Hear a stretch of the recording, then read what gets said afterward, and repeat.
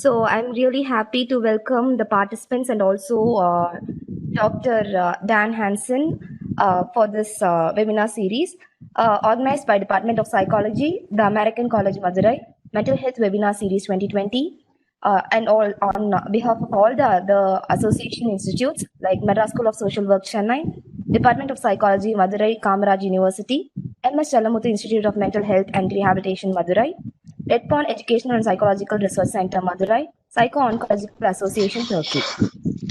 Of all of the associating institutes and also the American College, I'm happy to welcome you all for our 242nd webinar, and on the topic memory improvement next generation. So now I request Subhashri ma'am to welcome the speaker or introduce the speaker of the day.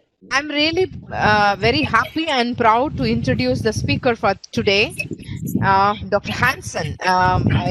He's a very exciting speaker, and we have him on this particular virtual media among with us, and to introduce something very exciting topic. Improvement of memory for next gen.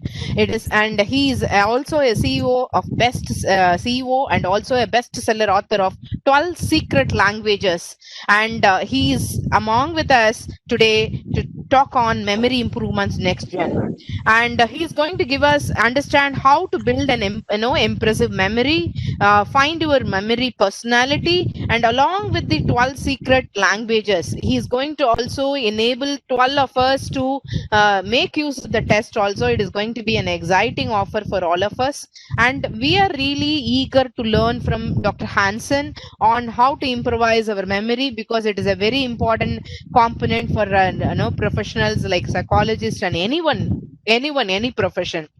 So welcome you, Dr. Hansen, for your wonderful presentation among us. And we have participants from all walks of life, mostly predominantly psychologists, as well as special educators, and some of the parents are also joining with us. Kindly bear with the people who may not be able to appear in the video because of the bandwidth issues. Please, over to you, Dan Hansen. Thank you very much, Doctor. I'm planning to give you 4 takeaways in the presentation. The first one is how do you build long-lasting memory? And how do you retrieve this memory without fail? Because building memory is one chapter, you could say, but actually retrieving it is a different thing. Obviously, that is where the value really shows itself. The second takeaway is that I will help you to reveal your own memory personality. And understand how you make use of what I call the 12 secret languages, which is an understanding of human memory autonomy. And I'll explain all these things here with some illustrations also to make it a little easy and a little entertaining. But after this presentation here, we will move on to the free online memory personality test. We will just together make sure that everybody has found out how to access it. The fourth takeaway is either a Q&A, and it depends on you, of course, if you want to discuss further in depth. Alternatively, I have prepared a practical exercise. The example I have picked out is the 7 Habits of Highly Effective People by Stephen Covey. But the first question I think we need to ask ourselves is, why is memory important at all? And obviously, if we don't have any memory, we can't do even the most basic things in life. If you can't remember how to put a foot in front of the other foot, you can't walk anywhere. But memory has effects on our general behavior also in a way that I think many of us are maybe not so conscious about. To give you a few examples, the way that you remember something is also the way that you can communicate. I cannot communicate something I have not built memory about, unless it's some kind of divine revelation, of course. I don't know how many of us are capable of that. Communication is based on memory we have already built. The same thing when it comes to teamwork. The way you communicate is affecting that kind of teamwork you are having. And it is also depending on which you have successful communication with and who you have unsuccessful communication with. With other words, who you might get in conflicts with. Your memory is also the one who's deciding which skills you can build. There are some things that we find very easy to remember, and some things we find hard to remember. What we're going to walk through today is that it is not the same things. Many of you, I assume, have experiences with students, pupils that are either excelling and they remember, they have a sticky brain, as some call it, right? And some are really struggling with remembering the things you're teaching them. The skills that we build is very much based on the memory we can build. We have some favorites. There are certain ways that we remember better, and there are certain ways that are more difficult. I will show you in the 12 secret languages how that actually shows. So in some cases, you are able to build certain skills. And all of you joining here today, you have certain skills you have built. To be able to reach the place you are today, you have needed to be successful in memory. It has decided your job profile or your career path as it is right now. Where the jobs that you can be successful in is also the jobs that is deciding which kind of role you'll have in teams. Many of you are leaders, I assume, right? If you don't teach, you will be having some peer groups where you'll be leading some teams one way or another. Memory you build is affecting the skills that you build, affecting your job profile, your career, and even the team role you play. What often happens in companies, for instance, let's take an example of an IT company, is that you might have a very good coder, a person that is good in remembering coding. And then you're thinking, no, he will also be a good team lead. But there is no guarantee that he's a good team lead because it's a different kind of memory or different kind of behavior you need to have to be a good team lead than just sitting and coding. These are some quite important things to understand when we're talking about memory, that it's actually affecting our whole life path. How does our memory work? See, I started this journey maybe 30 years ago. I did a lot of research, also academically. In the process, I came across neuroscience, and you will be able to see in the presentation that I'm giving that there is clear threads going back to neuroscience, also learning theories. And I also studied heart-brain connection research and the science of meditation.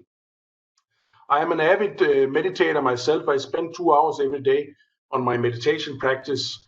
It's actually the reason why I shifted to India 7 years ago to follow this practice here. It's called heartfulness, if any of you have come across it. The world headquarters used to be in Chennai. Now it has recently shifted to Hyderabad. So I also shifted from Chennai to Hyderabad. What we have come to know is that memory is not just placed in the brain. We can have muscle or bodily memory, and we can have a memory that are stored in our heart. Mostly our emotions will be stored in a field around the heart. Besides that, I have studied a lot of personality profiling psychology, especially neuro-linguistic programming. I have studied intensely, and their meta programs. And Myers-Briggs, probably many of you have heard about Myers-Briggs also. They're probably the most successful corporate personality profiling system. Those I have all studied intensely. Finally, I have gone in depth with a lot of practical memory techniques, trying to understand how we actually form our memory. When are we efficient and when are we inefficient? Because one thing is that we remember in different ways, but there are certain techniques also that can make us more or less successful. I will give you some practical examples on the way, but this is just like a little overview I'm sharing with you here. So now you have been watching me a couple of minutes. I'm Dan from Denmark. I originate from Denmark. I shifted to India 7 years ago and have settled here in India. Another small takeaway I wanted to give you here is in the way I'm presenting my name here, Dan from Denmark.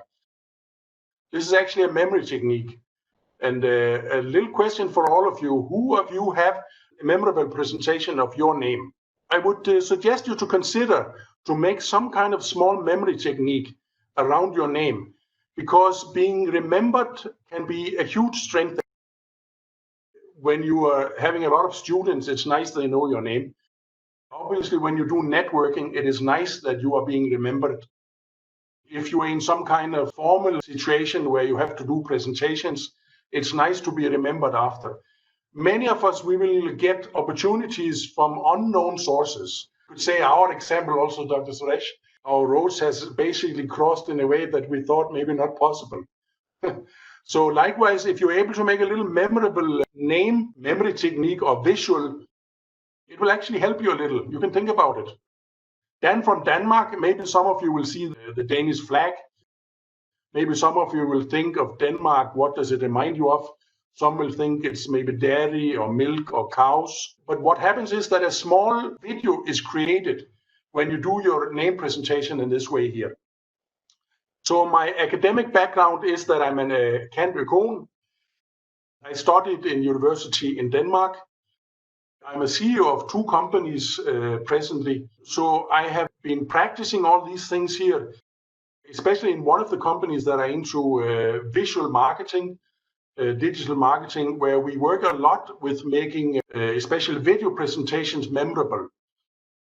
So what actually works and what doesn't work. And I think many of us know that video in many cases can be very, very strong. Some say that an image is 1,000 words, and some say that a video is 1,000 images. I have been able to test these theories here very thoroughly with a lot of clients. The third point I wanted to highlight is that I have been studying neuro-linguistic programming, or NLP. And I was hired by the biggest company in Denmark that were doing these training. I did my training in Denmark and in the US. And I found this very, very interesting, how to break down the understanding of how we function as humans. And not least trying to find out how do we become successful with certain things that we want to learn. And that can be any topic, like now we have just discussed about communication, we have discussed about teamwork, about the conflict resolution, job profiling, how do you find out which jobs you fit nicely in, how do you lead teams. So NLP was giving a lot of very practical hands-on experience to me. And it helped me to lift me a little out of my little academic approach to the universe. And frankly spoken, I have tried to make this presentation in a way that you can have a very practical takeaway. We're finishing this program here. I have done a lot of corporate and organizational trainings. So far, I'm an author of 2 books, and I'm soon to release the 3rd book, Memory Improvement Next Gen. It's also the topic of our little program here today.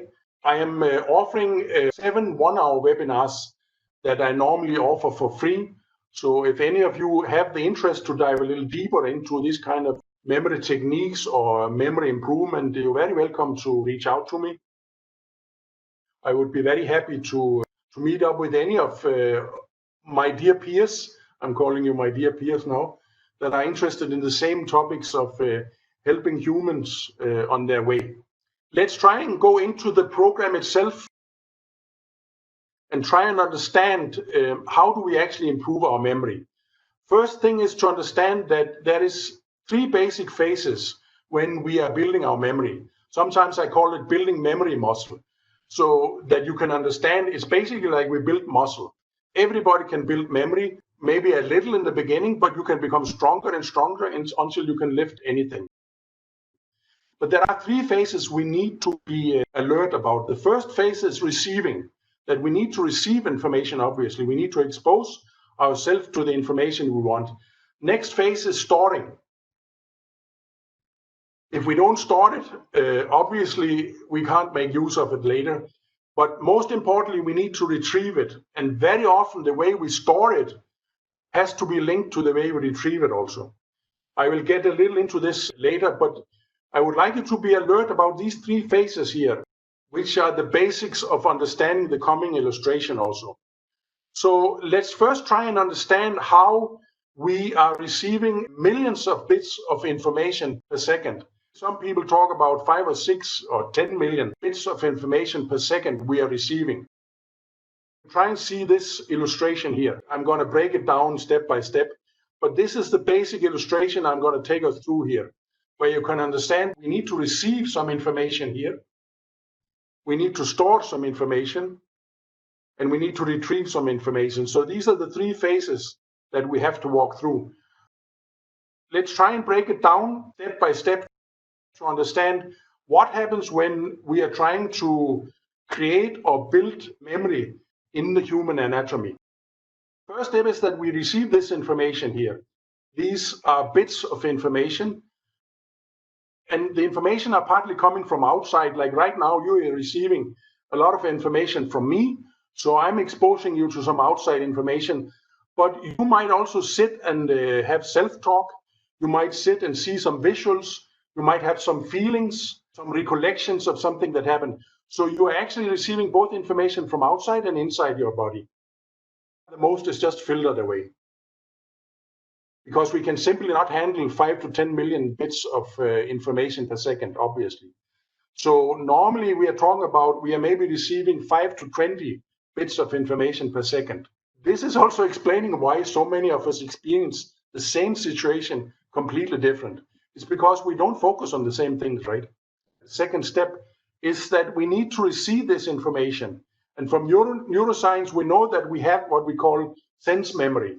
Sense memory that basically transports the information to our short-term memory. You can see here it's the visual are visualized with some eye experience, the auditive, the hearing, and the talking and the self-talk is symbolized with the ears.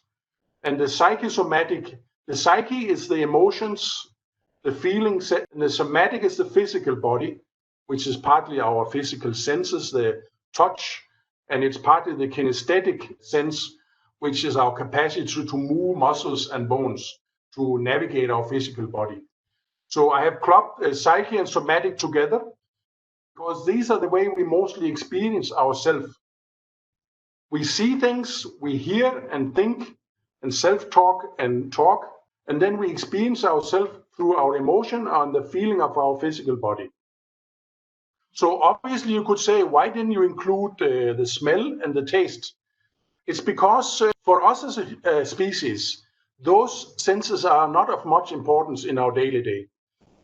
If I had done this presentation for cats, say, I would definitely have to include the smell sense. Some people are talking about cats having a sense focus of up to 90% related to the smell. Obviously, we know it from dogs. They can smell explosives, they can smell illness. Nowadays, they're trying, a couple of countries, I know Finland, for instance, they're trying to train dogs to smell COVID. They're able to smell psychological conditions. They're able to smell drugs. We know samples of animals that use their smell so much more than we do. But in our case, smell and taste has been filtered out to make it more simple to understand how we actually navigate in this world. Let's try and have a look at the next step here. The sense memory here, which lasts a few seconds, it's still way too much for us to handle, to store in the short-term memory. So again, here there's a lot of filtering. And some of that filtering is happening consciously. This is why I've symbolized it here, that she's focusing. Right now, I hope, I assume that you are focusing on the content I'm talking, but obviously there's a whole universe around you, right? In the neighbor room, where your attention could also be. But if you use your consciousness focusing on this, obviously the result will also be stronger. And you probably know it from many of your students that have maybe some kind of lack of focus. Many people have experienced the problems with all the mobile, the gadgets we have, where the retention span is maybe just a few seconds before you again need to be rewarded. This is also about how you stay focused on your topic. From the visual sense memory, it will move into some kind of visual storage. It will move from some auditive storage. There will be some psychosomatic storage. So let's have a look at that. So this is the storage. Basically, we can store things either intuitive or intellectual. When we talk about learning theories, the intuitive learning state is a diffused learning state. It's a subconscious learning state, sometimes an unconscious learning state also maybe. The focused learning state, as we call it in learning theories, is the intellect. It's a conscious learning where we are aware and we are putting our concentration on learning. Right now, many of us are in this category here. The thing with intuition is that probably by way majority, our memory is built in our intuition. We are not even aware that we are building and storing information. And we are completely dependent on our intuition in so many ways, right? If you, for instance, are driving from home to work, say, and you need to find the way, right? You are not sitting and thinking consciously using your intellect. Okay, next I have to go left, then I have to go right. If you're shifting the gear, you don't need to think about it. So this is the storage we can use. Basically, we have two options, right? We have a diffuse state and we have a focus state. We have intuitive memory storage and we have an intellectual memory storage. When it comes to the retrieval, which is very critical, obviously, again, we have two options here. Either we can retrieve extrovert, we get inspiration from outside, like now you are receiving some inspiration from me, or you can have some inspiration introvert that sometimes you know that things pops up even if you are not trying to remember something. But let's say you go to the ATM, you need to be able to remember your PIN code, right? And that is an introvert retrieval you need to do. So like that, we can see basically in three different ways: visual, auditive, and psychosomatic. We can store basically in two ways: intuitive and intellectually. And we can retrieve basically in two ways, either extrovert or introvert. So this is explaining, and it's also summing up of some of the sciences that we know, some of the theories that we know about memory improvement. Now the question is, how do we convert this information into an understanding of how we form our memory personality? Because we want to convert this is a journey we are taking together now. We want to convert this into information that can give us access to some tools where we can actually improve our memory. This is also the origin of the 12 secret languages, and it is telling us how we're using these three memory creation phases here, how we're using them in different ways. So again, let's have a look on this lady. You remember this lady from the information flow we had here, the information wave? Now let's try and understand what is going on inside her to understand how our memory anatomy actually works.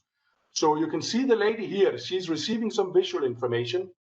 You can see I have put some information drops here. There is some auditive information that is related to the ear. And then there's some psychosomatic, some feelings, I have put it for the heart, and some somatic, some body sensations or kinesthetic sensations. So she's receiving information in these three ways here. Now, when she's going to store it, you can see that it can happen intuitively and intellectually.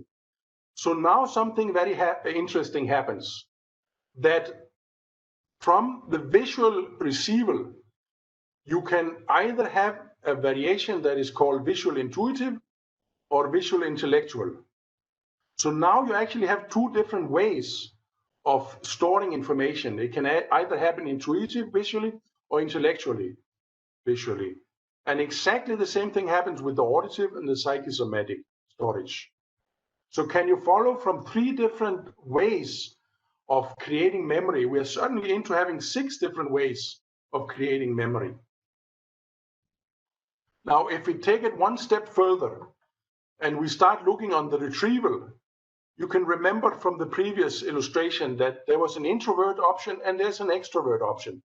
And that actually means, again, that the visual intuitive memory creation can have an introvert or it can have an extrovert expression.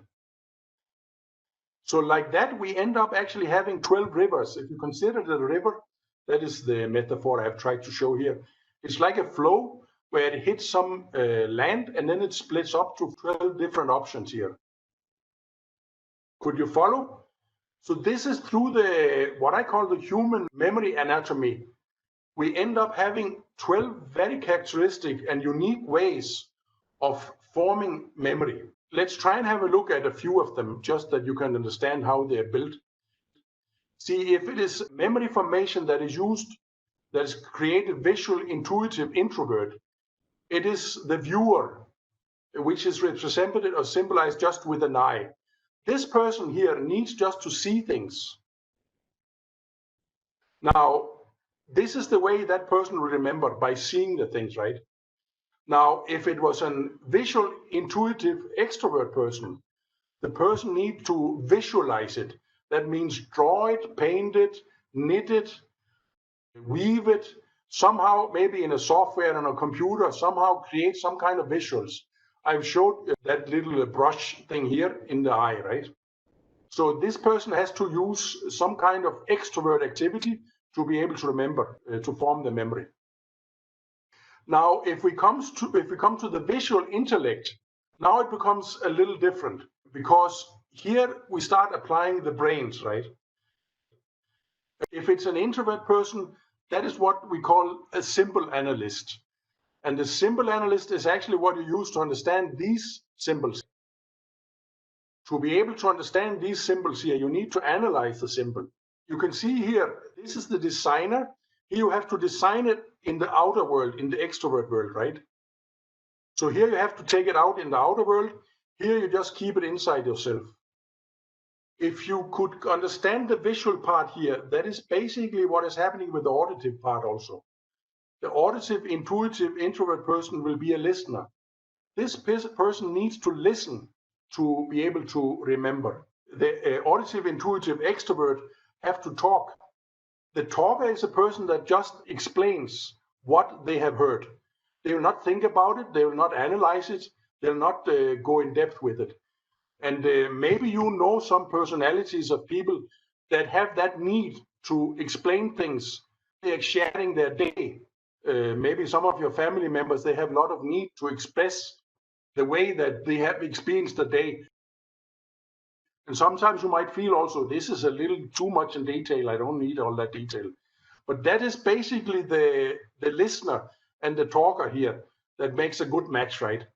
The person that talks a lot without a purpose, without a goal, but just talks is the talker.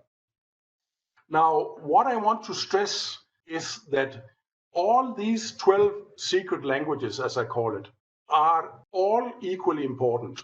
There is no high, there's no low, there's no right, there's no wrong. There is only what works for you. And many of us have actually created a personality where we are stronger in some than in others. And I must say, with the audience we are here, I'm very much sure that many of us have to be very strong in the auditive, intellectual introvert, the theoretic, because we've had to read a lot, we have had to listen a lot, and to understand and analyze and maybe share it in a conscious way. So many of us, we would not have reached this place if we didn't have a strong theoretic. I think this is probably a common ground all of us sitting here together we have. If you had been a laborer, would not have to use the intellect as much, and it would be a person that are much more in the feelings and in the physical body, right? So it's a person psychosomatic, intuitive, maybe in the extrovert. If you're a laborer, you need to be a doer, right? It can be a maid job, it can be a carpenter or a plumber. In many cases, they are more in the doer. Can you follow this? Now, the thing is that in our society, some languages are rewarded more than others. The academics are in general rewarded more than the laborers. That is either with pay or fame or name in some way or shape. So this is actually how we are building the 12 secret languages inside us, right? Now we have followed this journey of this lady here, and all of us are experiencing this inside ourselves. Of course, it's happening very fast, but broken up, we can understand there are these characteristics that we need to be alert about. This is a visual that are showing these 12 languages. Basically, you can see the first 4 languages, the visual languages, are represented with the eye. The next 4 are represented with the heads, the auditive, and the body are represented with the psychosomatic 4 languages here, right? Now, what you can notice is that the introverts, they're small, because introverts don't take the same space as an extrovert does, right? So I created it, the illustration like that. It's just a way to visualize these 12 languages here. Now, if we take a very quick view, we have already discussed some of them, right? Let's try and look here on the psychosomatic, intuitive introvert person. This is a feeler. As opposed, if we're going introvert, but in the intellect, it's an emotional analyst. So here, this person is just intuitively feeling the feelings. And here we are able to feel and analyze them. All of you people who are in psychology or are working with some kind of consulting or helping people on their way, you need to be very strong in the emotional analyst. You need to be able to feel that person, and you need to be able to analyze the feelings and the experiences of that person so that you can communicate in a way that can take that person to the next step. So maybe that is another common ground all of us here today we have, possibly. Here I'm showing you 12 secret languages, general characteristics. So here I'm just trying to drill a little more in depth the viewer, the listener, and the feeler. What are their characteristics? Now, as we discussed before, these secret languages, they show themselves in a lot of different situations. One is in the memory, one is in communication, one is in the teamwork, one is conflict resolution, one is the job profiling, one is in team roles you will have. It will show in many different ways. Here I'm showing you another little quick overview of the learning formats. Let's say if you are a viewer, what I'm trying to show here, if you are a viewer, this is the learning format you need to use.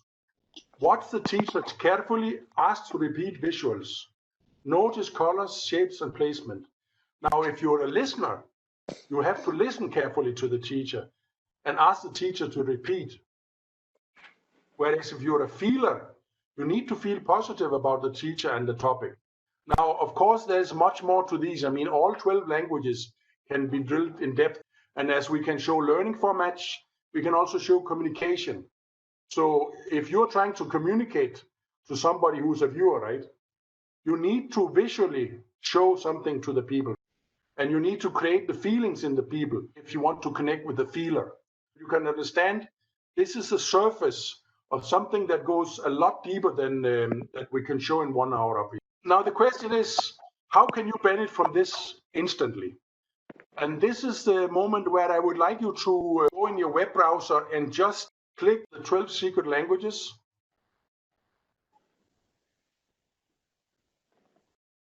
You will reach this homepage.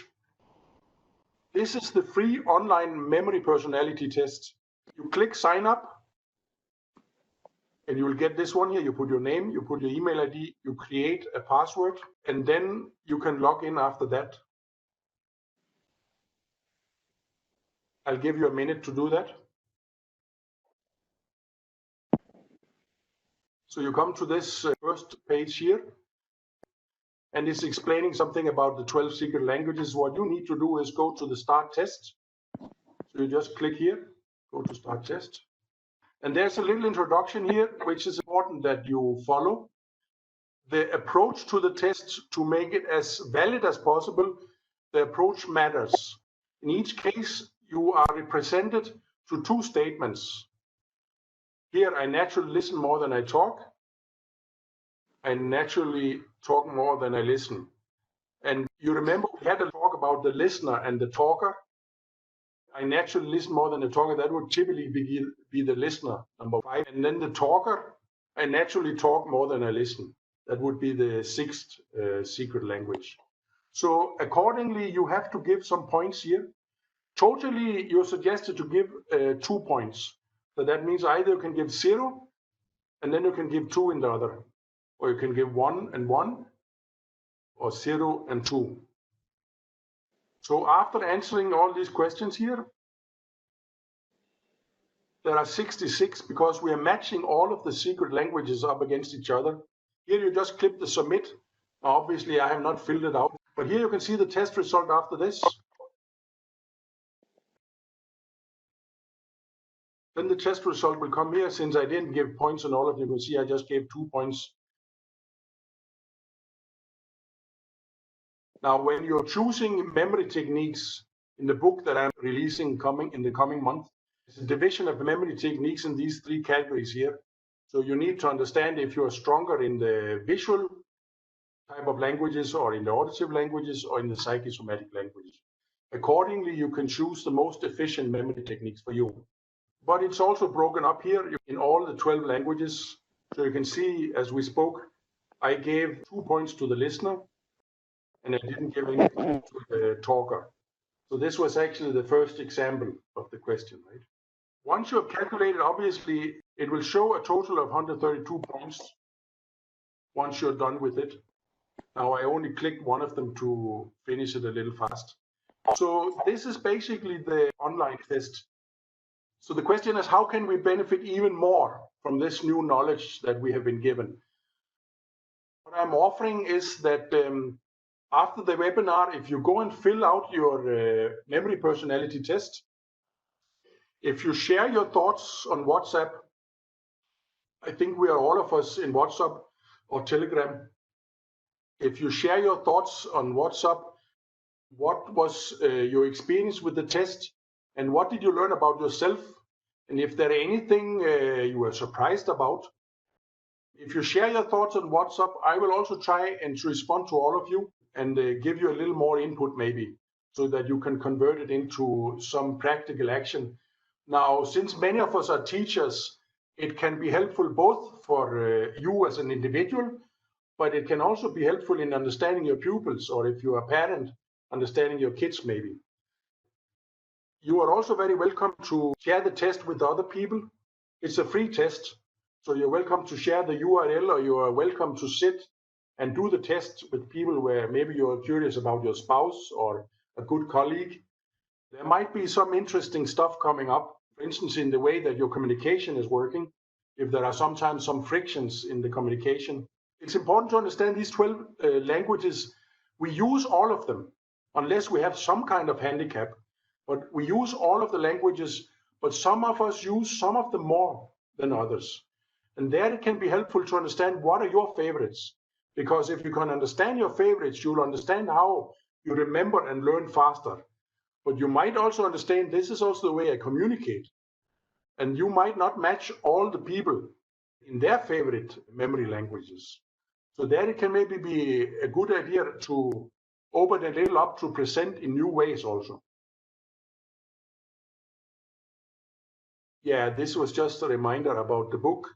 If you share your mail ID, the first couple of days, I'm giving the book away for $1. I'm doing this as a gratitude to some people that I have worked closely with.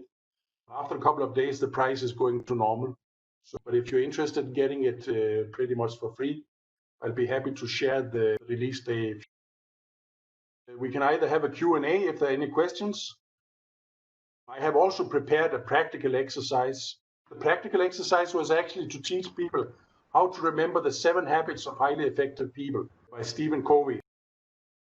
I guess many of us have studied this, but obviously, again, if you can't remember them, how can you apply them? And how can you become better and better at it if you can't remember them? But if we are able to remember the habits, we are actually, while we are recollecting it, while we are retrieving the information, we are actually also in a short moment of self-reflection, where we are comparing where we used to be and where do we want to go and where are we now. I have a question. Can I ask? Yes, please go ahead. See, I'm I always feel that there is a selective memory works for me, because I remember I saw one person 30 years ago. When I saw him after 30 years, I remembered him. When I saw him after 30 years, I was able to recognize him. But for many, that was very brief. About a half an hour only I had met him. But there are people who I met more frequently, or even the recent past. I was unable to recognize the name. Unable to recall the name. But this is a very good example. This is a very good example, actually. So what happened is that you have received information, right? Try to go back and think in the 3 phases, right? You have received information equally, it seems, for both the persons, right? It seems that you received the information under the same conditions. But the thing is that one of them, the storage was different. One of them the storage was done differently. And that can either be done maybe with the visual focus, with visual languages. It might have been auditive languages, or it might have been some kind of psychosomatic language. And that is why you're able to retrieve them differently, because the storage was not done under the same circumstances. I think many of us know that if we are standing in front of a crowd of, say, 100 pupils, right, we will not be able to remember all 100 pupils. But if we interact with one individual that comes and shows much interest in our teaching, we kind of sympathize with that person, right? We start liking that person. And now we're putting some emotions on it, right? Now, the question is, what could be really interesting to find out is, what was it that made you remember that person? Because that is your secret formula to remember that other person also, and to remember any person in the future. In the book that I'm releasing, there's a separate chapter dedicated to remembering names and circumstances. And it's explaining in depth, actually, how either visually, auditive, or psychosomatic, how you build memory around the people that are important for you to remember. Now, as we showed in the illustration, it's not just about remembering as much as possible. No, it's about remembering what is important for you. Sir, my question to Dan, sir. Good evening, sir. Good evening. I congratulate for your very deliberate, enriching information on the subject of memory and how all the details towards secrets. Sir, my question to you is, does this memory, the strength of memory, will it varies according to the ages, development of the human being, right from adolescent to geriatric, whether the different stages of lifespan stages, whether the memory retention or memory retrieval, will it affect at different ages, sir? Can you throw some lights? Yeah, that's a very good question. And the answer is that very much. You see, when we start out as children and using our memory, we will be mostly in the intuitive memory creation. It's only when we move into the educational system that we start using the intellectual memory creation. In general, of course, there are parents that are trying to speed up the intellectual memory creation of the children also. But we start out with the mother language, and it's through our educational exposure, so to say, that we start building a father language. And the father language is the kind of the language that we need to learn to be able to manage in society, right? The mother language are the basic necessities. But when you get into schooling, you need to learn math, you need to learn grammar. There are many practical things you need to learn, and they all have a special language around it, right? That you need to learn. That is what we call the father language. So that is the first step. During our life, we are also exposed to different situations where it can be necessary to train certain languages more than others. Now, many of us, as we already discussed, many of us, we're coming from academic background, right? And we need to have a strong 7 theoretic, that language, the secret language 7, which is the theoretic. Many of us need us to have a very strong theoretic language. If it is not there, we need to learn it, no, because we need to read the books, we need to remember them, we need to listen to the lessons, we need to remember them, we need to be able to analyze, explain, go in depth, ask questions about, improve. So through life, the phases we're going through life, we will be exposed to some situation where we have to learn new languages. I can say for myself, I started a rigorous meditation practice 22 years ago. And that was quite a game changer for me, I must say, because I had to start feeling, right?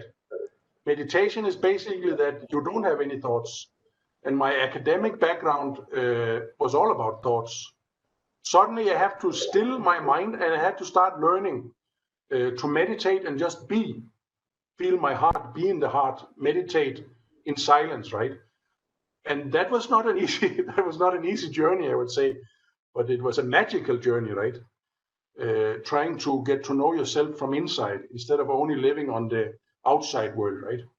So maybe you can detect from yourself also that you have had different phases in your life where you were challenged to learn new languages that you maybe found a little difficult in the beginning. Like a child, once they start in school, parents will of course know the struggle that some of the kids has, right? And you have experienced probably also with your students that they are struggling getting into academic learning maybe. But also from your private and personal life, you might have experienced that in the beginning you're a student, right? Once you take a job, your languages maybe have to be different, right? Right. If you're a teacher, definitely you have to be extrovert, for instance. It's not enough with the theoretic, the 7 theoretic. Now you need to be the 8 debater also, right? Right. You need to be able to explain. Could you follow me, Shiv Kumar? Yes, sir. Yes, sir. We have to customize what I understand from you. Our profession to profession, a person has to customize his language so that he can have the clarity. So I'm very much thankful to you, sir, for your elaborate answer, and I'm convinced. Thank you, sir. Yes, Shiv Kumar, you have already customized. That is the point. You have already customized certain languages. If you go back and do the tests, I would suggest all of you go back and do the test and try to answer as honest as possible. Don't think there is anything more right or wrong in this. There's only what you are. The more honest we answer, the more real the result will be also. So if you do that test, try to understand where do you have your favorites and where do you have your weak languages. Or if you're a balanced person. Sir, what will be the ideal age for that test to start with, sir? For the students, what will be the ideal age, sir? Yeah, but I think I would say from around 9th class, 15 years old or something in that range. I would think we have tried to keep the questions a little general. But the thing is that people with a little more life experience, it will be a little more easy for them to answer the questions. You try and take a look at it yourself and try and evaluate also what are the age groups you have in you're a teacher also? I'm the school counselor, sir. I'm the school counselor. School counselor. Yeah, for job profiling, this is actually a very excellent profiling. And I think it cannot harm, it can definitely not harm to give them a chance to self-reflect a little about themselves, because that's what happens, right? Yes. And if they're able to fill all the questions, they'll definitely get some understanding of the person they are. And you might also find, this is a whole separate book that I'm working on parallel with this other one here. But this thing about job profiling, you're actually able to discover with certain favorite memory languages, you will be more prone to success in specific jobs than others. Okay. We mentioned a little about labor and academics, right? It is not the same languages you're using. Okay, sir. Got it. Yeah. Thank you, sir. Thank you. Thank you so much, Dan, sir. I'm Dr. Veena, one of the core team members. I'm supposed to facilitate the question and answers, and the participants have volunteered with their questions, and thank you for patiently answering those. And we would really love to have your question and answer practical exercise soon with us, and I hope Suresh Kumar sir will arrange for another session with you so that we all can have another enlightening session with you. Thank you so much, sir. And, thank you, Veena. Thank you, Veena. I would love to show that, and maybe those of us, if there is a second half, those of that have done the test, maybe we can share some of our experiences, and through that again learn a little more about ourselves. Sure, sir. Definitely, we could have that. And if any of the participants who have taken the test would like to share their experience with the test, that would be really helpful for others. And with this note, I would like to ask you, Dan, one of the questions.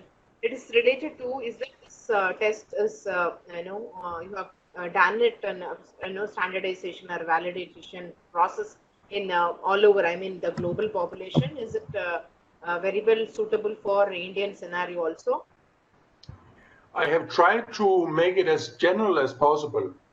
There has been many rounds of improvement, and I would love to get some feedback on it also. If there are any, in your experience, if there are some things that,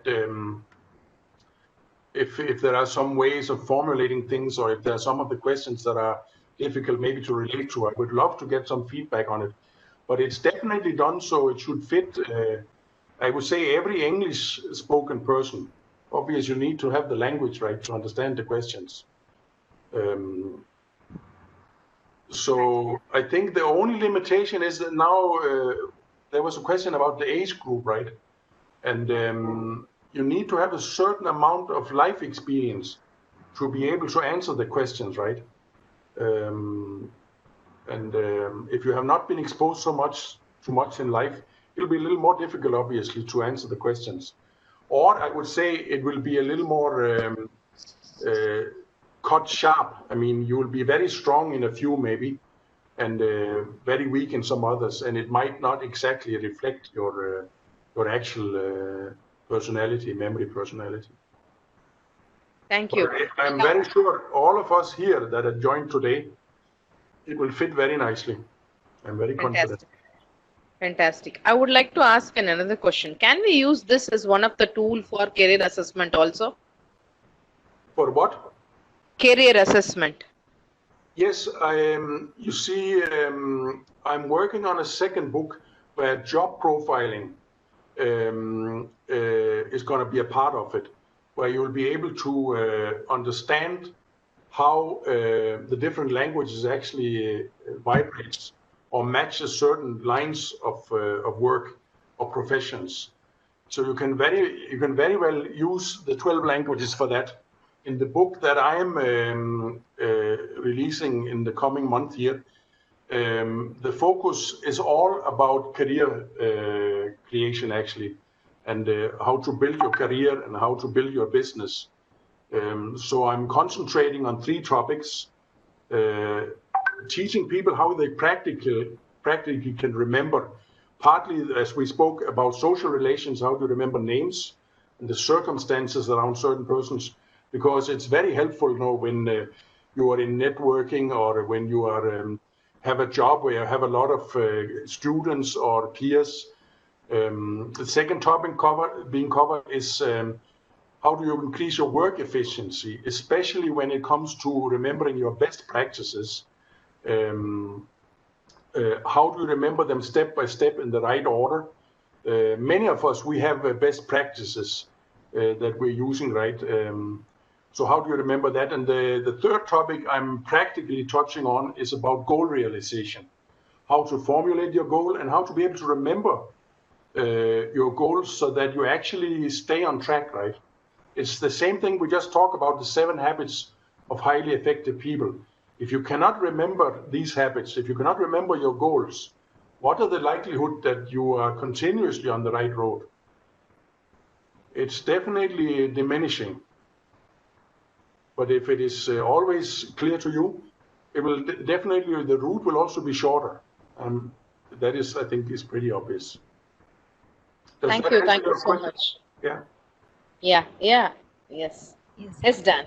Thank you, Shubha ma'am, and thank you, Dan, for answering those questions. And the chat box is really flooded with email IDs, and I really don't know how we are going to send those books.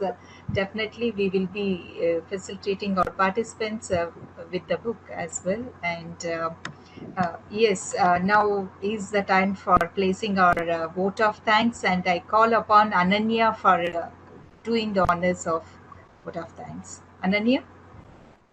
Here, ma'am.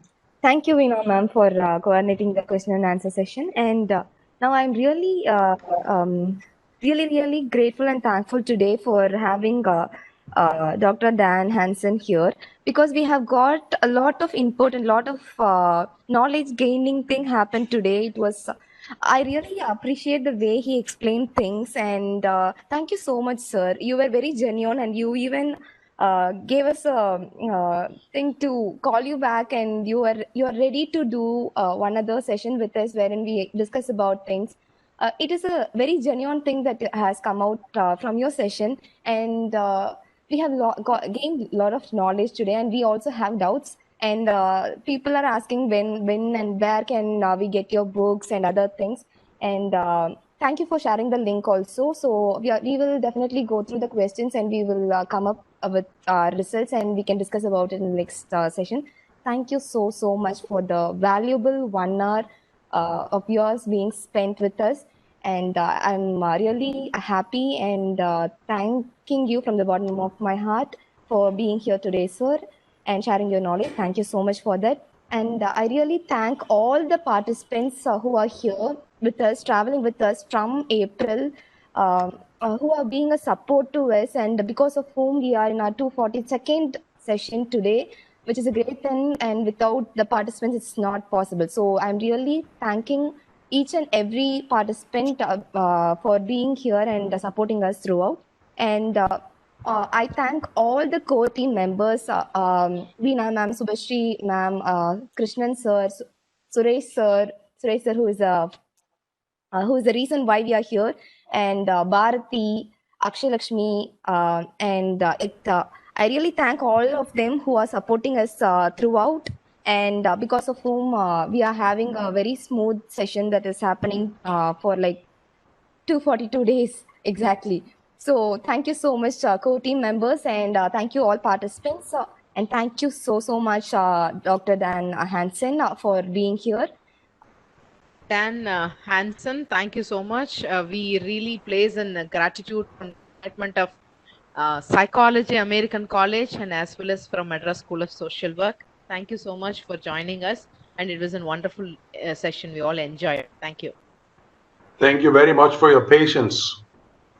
I look forward to seeing some of you again, and hopefully all of you. Sure, sir. All are showing thumbs up also.